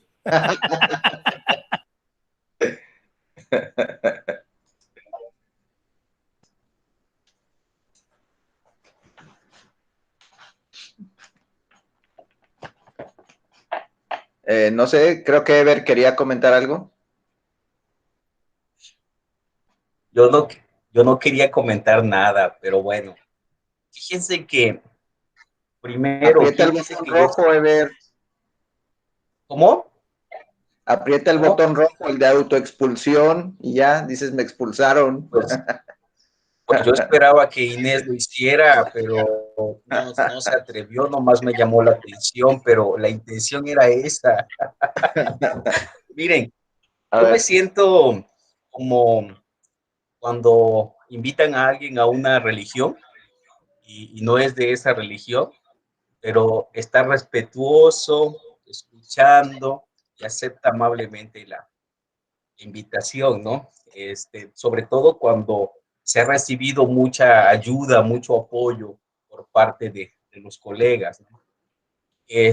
Pero todas las cosas, por ejemplo, que se dice, de repente para mí digo, bueno, ¿cuándo vamos a hacer el despegue? O sea, acuérdense que yo soy sociólogo, entonces hablando desde la sociología, por ejemplo, todos los conceptos que se toman, como la cuestión de la empresa, los brokers, la cuestión del Estado-Nación, y todas estas cuestiones, como que yo digo, bueno, y esto con los amusgos, ¿cuándo, no?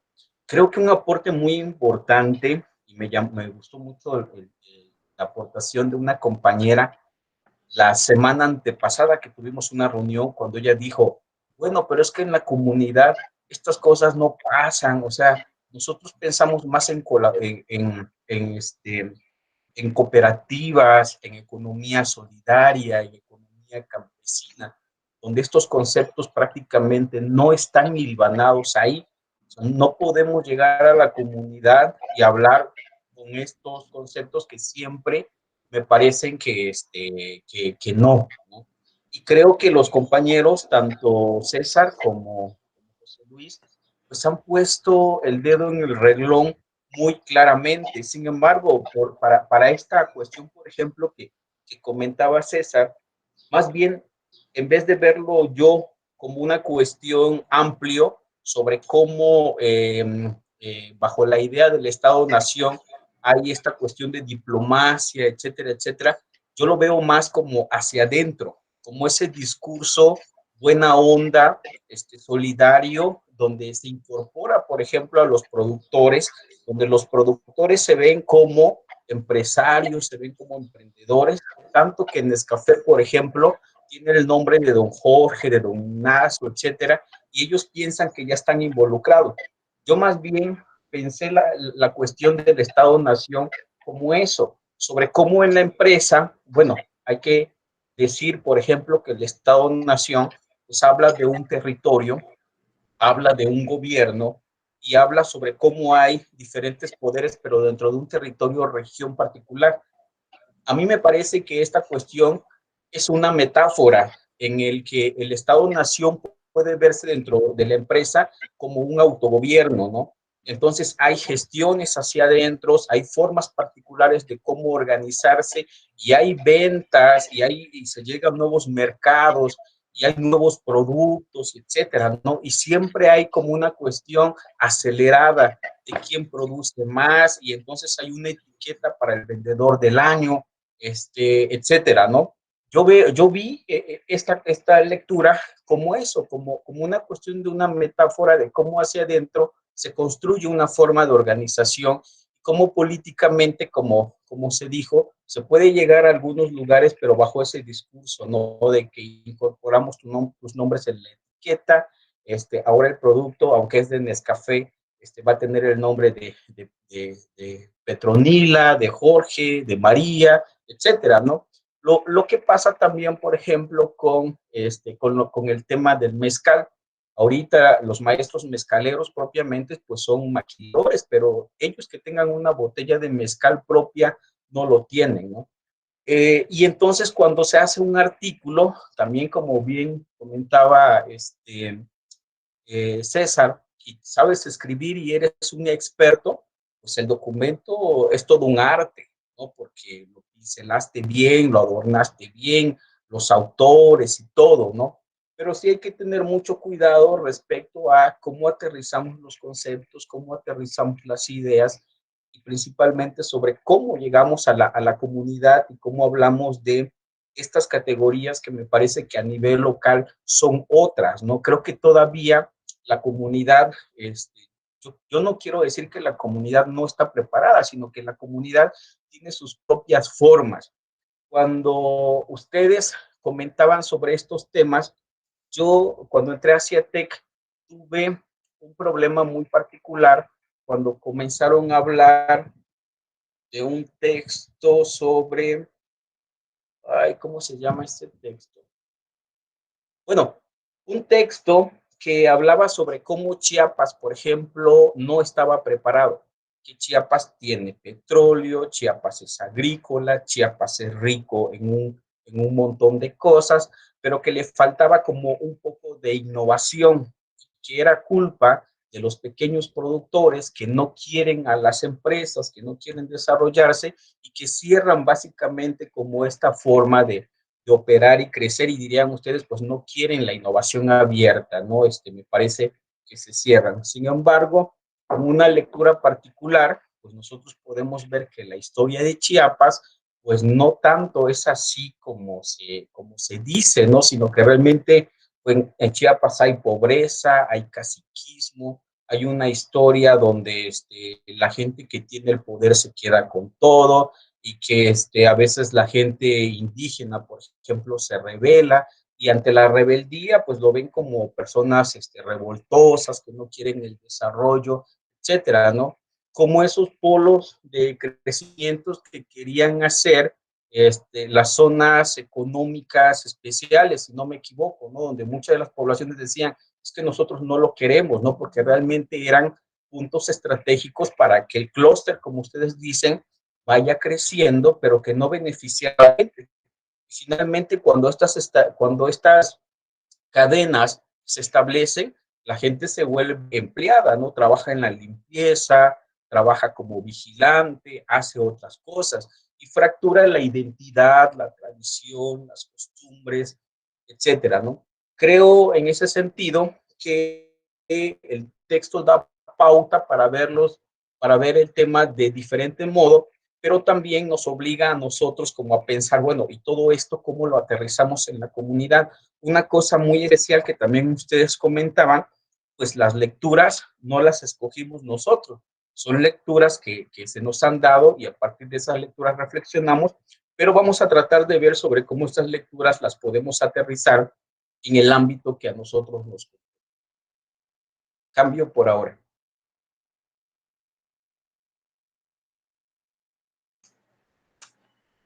Ahora sí me van a expulsar.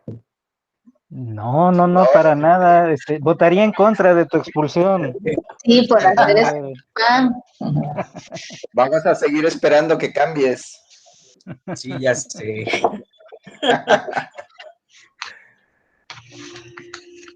Creo que lo que dice el compañero Ever es algo bastante interesante, sobre todo si lo vamos a aterrizar a la cuestión de las comunidades, ¿no?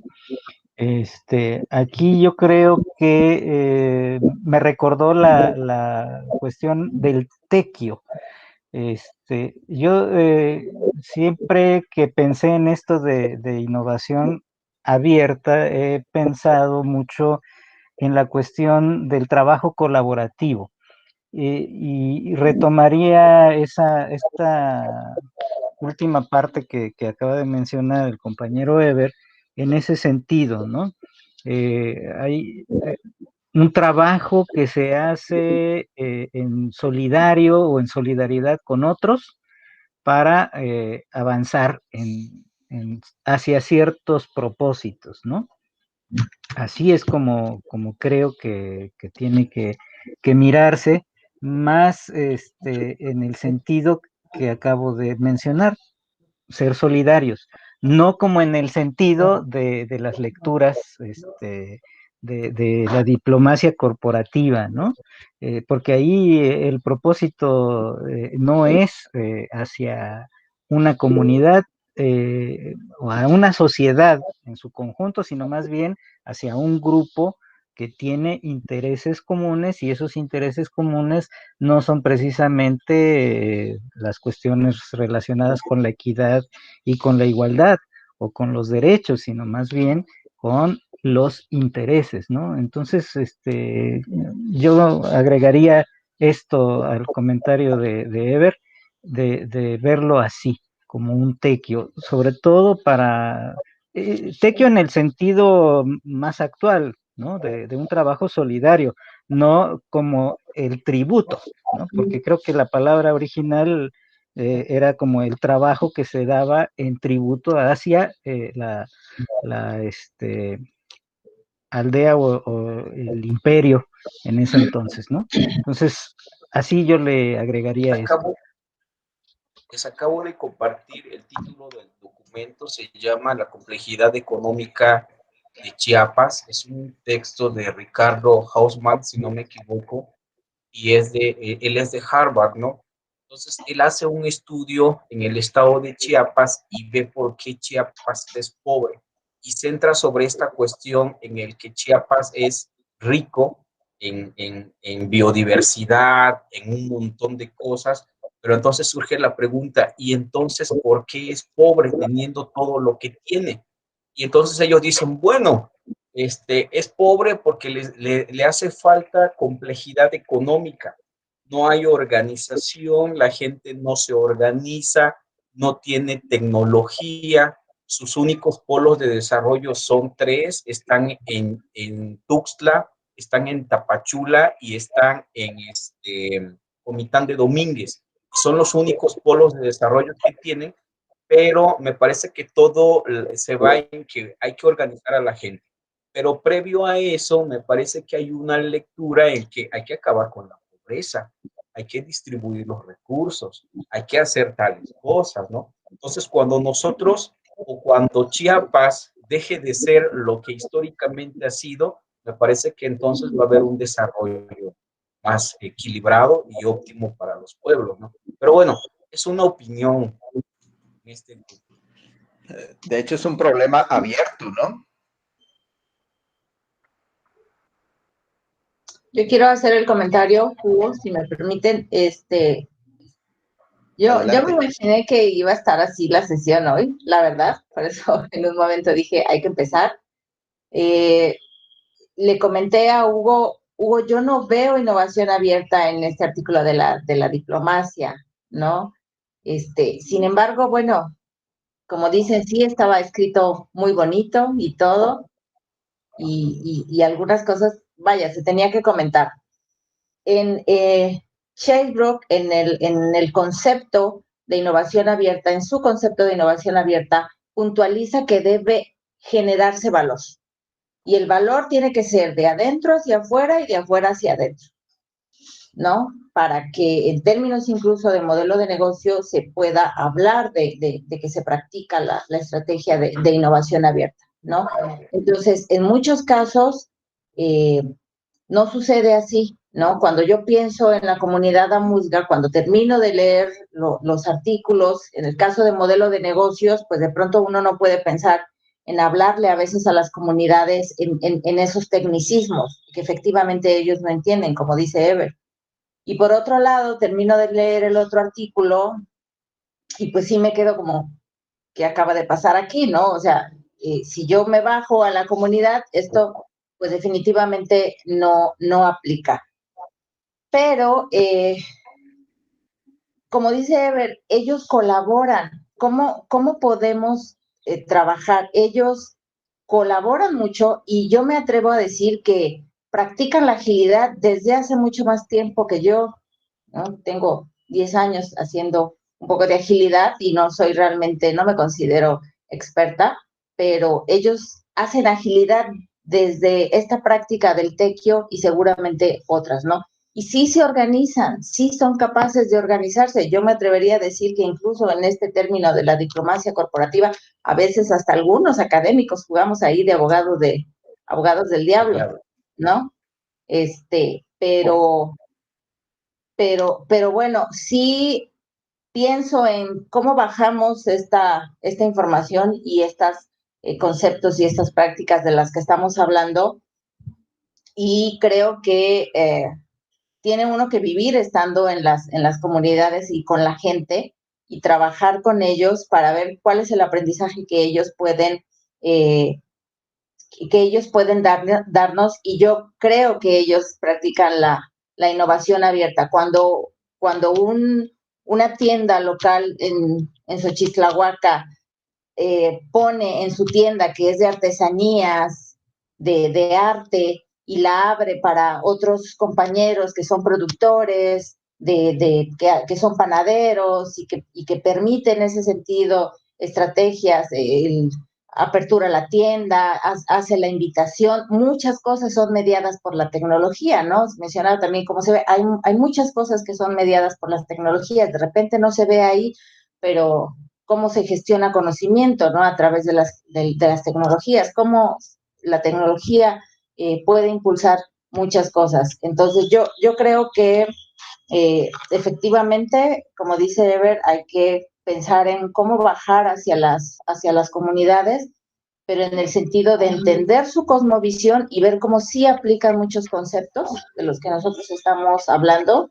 Yo pienso que incluso sí hay innovación abierta, y en el sentido de lo que el propio Chesbrook, que es quien acuña el término, dice, hay que generar valor y tiene que ser así, de adentro hacia afuera, de afuera hacia adentro. Si no, realmente no hay, no aplica la innovación abierta, no existe. Adelante, Ever. Solamente mencionar, yo no estoy, bueno, yo voy a hablar por mí, ¿no? Yo no estoy diciendo que no quitemos la idea de que esta cosa se puede hacer. Creo que sí se puede hacer y precisamente el reto sería cómo lograrlo, cómo hacerlo. Me parece muy interesante leyendo un poco más a los amusgos, ahora que estoy con esa lectura, de cómo se han desplazado algunas cuestiones tradicionales, ¿no? Por ejemplo, dice que antes, para elegir a la autoridad, que era prácticamente por las personas adultas, se buscaba más por su servicio a la comunidad y no tanto por su capacidad política o por el modo de cómo se posiciona dentro del poder. Eso cambió, ¿no? pero también se menciona, por ejemplo, respecto a las cooperativas. Dice que cuando un trabajo, supongamos que nosotros somos una cooperativa, pero el trabajo va a llegar para Hugo. Entonces digo, no, entonces si es de Hugo, yo ya no quiero, porque ya sé que Hugo va a ser el ganón y yo no voy a querer hacer nada, ¿no?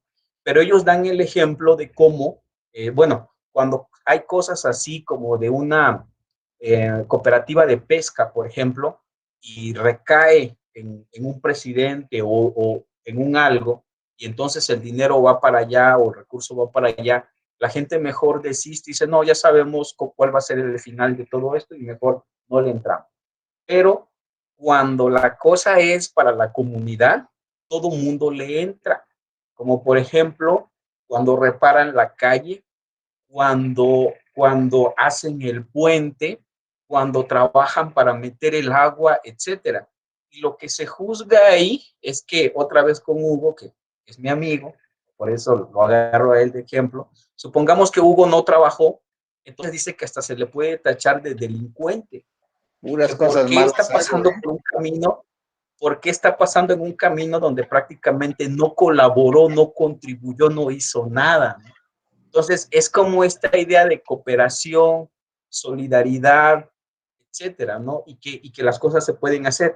Ahorita ellos están teniendo una experiencia muy bonita respecto a un tianguis que establecieron en un lugar estratégico, que no está cerca del centro, pero es una cooperativa donde venden mezcal, donde venden comida, donde reúnen a los niños para contar cuentos, y recientemente hicieron esta cuestión del pedimento de lluvia, hicieron todo este ritual para pedir lluvia con la idea de que los niños vayan aprendiendo. Y creo que un ejemplo básico donde se puede ver que la tecnología es un centro nodal importante, lo ha sido el COVID. No había ningún modo de comunicación más que los celulares, el internet, el WhatsApp, y a través de eso se comunicaban y las mujeres lograban vender sus huipiles, sus tejidos, etcétera, ¿no? Entonces, esperemos seguir teniendo contacto con la población y quizá en algún momento, pues, afianzar este proyecto que ustedes tienen en cabeza de un centro de tecnología, por ejemplo, para esta región, que me parece que será de mucha utilidad para ellos. Pero como decía también Inés, pues sí cuidando como esta cuestión del pensamiento tradicional, la cosmovisión, sin quebrar como todos estos elementos inherentes y básicos en la vida de la población. Bueno, pues cambio.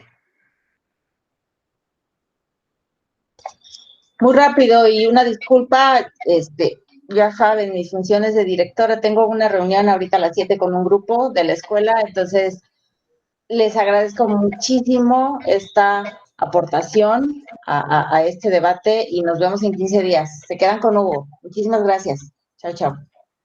Gracias, Inés. Mira, como Gracias. tienes 4 minutos, no te vayas, Inés. Una cosa, tiene que ver contigo. Perdón que yo sea tan colombiano y tan sincero. Yo tengo esta impresión en un minuto. Es que las lecturas que las hemos usado para una intencionalidad académica y de un debate no corresponden con nuestro proyecto Amusco. Y entonces, no, pues para no autocastigarnos. Yo lo que creo es que metodológicamente tenemos que tener claro que lo que estamos leyendo es para un proyecto doctoral que estamos haciendo colectivamente y que ahí es donde debemos que hacer el debate, seamos un poquito más, porque si no nos vamos a dar muy duro a nosotros mismos. Y dos, el proyecto Amusco dista mucho ideológicamente y políticamente de estas lecturas, porque estas son unas lecturas técnicas con una intencionalidad técnica de una idea de posgrado, etcétera. En cambio, nuestras actividades y nuestros análisis y las cartas de compromiso y nuestras acciones a lo Amusgo son otras.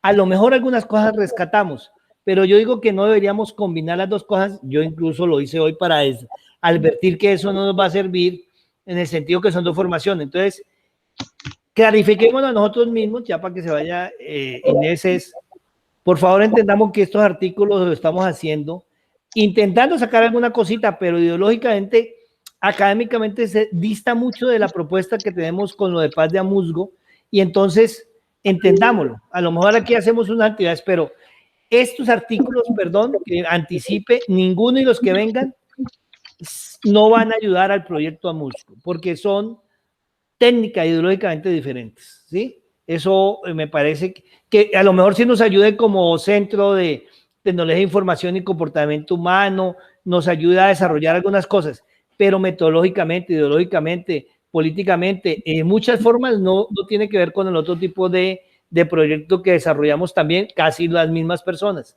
para que no nos autocastiguemos y entendamos que aquí estamos debatiendo una cosa técnica, ideológica, diferente a otro proyecto, que pueda servir a la tecnología, sí, pero que no nos servirá al proyecto con un pueblo originario.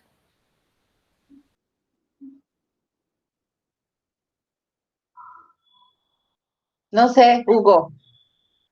Yo tengo mis ligeras dudas, perdón. Y tengo bastante argumento, pero para después. Hemos estado practicando algunas cosas de agilidad con Ever, inclusive con la misma comunidad. De ahí el detalle de cómo combinar estos dos temas, ¿no? Pero bueno, ahí No, pero tenemos ahí porque es que nuestra capacidad de tener conceptos para usarlo en todos lados sí es buena, pero no quiere decir que, porque si no estaríamos discutiendo elementos sociales, cosmovisión, etcétera. Lo que pasa es que el equipo es muy capaz y usa cosas para otro lado, es otra vaina, pero las personas no son lo mismo que la literatura. Pues tenemos tema para dentro de 15 días. Yo estoy ligeramente de acuerdo con César. Pero nada más ligeramente. Ligeramente. Es muy diplomático él. Políticamente correcto. Pero sí, efectivamente, ¿no? Para eso quizá leer no sé, Boaventura, algo de Bolivia, etcétera, ¿no? Sin embargo, creo que la intención, o sea, a mí me ha llamado la intención, me ha llamado siempre la integración de Inés, particularmente al proyecto, ¿no? Inés y Petra, que no sé si anda por acá, Petra, como siempre dice, ella llega al proyecto y dice, ¿yo qué voy a hacer acá? ¿No? Y también Inés, ¿yo qué voy a hacer acá? Y entonces, no sé por qué, se metieron, comenzaron a trabajar, fueron a la comunidad y de repente comenzaron a ver posibilidades, ¿no? Entonces, esa parte, a mí me parece, esa parte de espíritu, por llamarle de algún modo, digo, bueno, vamos a ver qué podemos hacer en esos términos, porque me parece que la posibilidad no se cierra, pero efectivamente no es como para pensar en cosmovisión, o sea, en la parte de los pueblos originarios, me parece que no necesariamente es la lectura, pero no sé si Inés, por ejemplo, plantea dentro de su proyecto doctoral un proyecto que tenga que ver con los amusgos. En ese sentido, pues me parece que estamos en el camino correcto, pero hay que también ver con pinzas qué cosa se adapta, qué cosa se mete y qué cosa definitivamente no va. Pero sí me parece muy interesante como una deconstrucción tanto del conocimiento como de las palabras y a ver cómo la cuestión de la empresarialidad, por ejemplo, en la comunidad cooperativa, ¿no? Entonces, ¿cómo encontramos o revertimos esos conceptos y lo vemos a nivel local? Pero es una tarea de la doctorante y con mucho gusto platicamos con ella. Bueno, pero la actividad crítica y el ejercicio sobre la vinculación o desvinculación de conceptos es un resultado que como grupo podemos usar, ¿no? Y creo que en términos metodológicos, bueno, al menos a mí, en términos teóricos, no me resulta, digamos, muy atractivo el asunto, pero en términos metodológicos creo que sí puede ayudar a mostrar algunos modos, diría César y Ever, de escribir bonito, ¿no? De estructurar documentos, que por ahora están siendo una especie de escenario de entrenamiento para estudiantes y para el ejercicio de esgrima conceptual, teórica, metodológica que hacemos, ¿no? Yo creo que eventualmente también podemos sacar o una crítica fuerte o usar algunos de los recursos metodológicos para lo que hacemos, ¿no? Al menos. Entonces, bueno, pues ya se fue Inés. Creo que lo que queda es agradecerles la asistencia y nos vemos en 15 días. Nos vemos en 15 días y seguimos felices construyendo. Gracias por la solidaridad con lo de Colombia, muchachos y muchachas. Ojalá mejore. Estamos en las noticias. May, cuando podamos, vamos a ir allá a ver ese proyecto, ¿vale? Y a tomar cafecito. Ojalá pronto, ojalá que sea. Hasta luego. Nos vemos el lunes. Para algunos de ustedes nos vemos el lunes a las 12 del día. Ever, hermanito, además de esa carta ya no tengo que mandarte más cosas, ¿no? No sé si tengo un número de cuenta de banco para mandarle. Eso sí me puedes enviar. Yo te envío el número de cuenta. Yo sí tengo. No. Porque como yo sé que tengo que enviar, yo te envío.